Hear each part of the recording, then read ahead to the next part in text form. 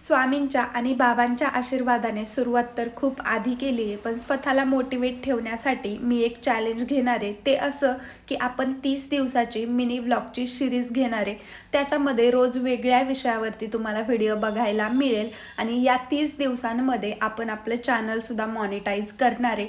तर पहिला आपला विषय आहे आजचा देवदर्शन. ते म्हणतात ना, आले देवाजीच्या मना तेथे कोणाचे चालेना. दिवाळीपासून हा व्हिडिओ गॅलरीमध्ये पडून होता, पण ही बाबांचीच इच्छा होती की मी पुन्हा एकदा मोटिवेट व्हावं आणि पुन्हा एकदा आपल्या कार्याला सुरुवात करावी आणि यात मला खूप मोठा आनंद आहे.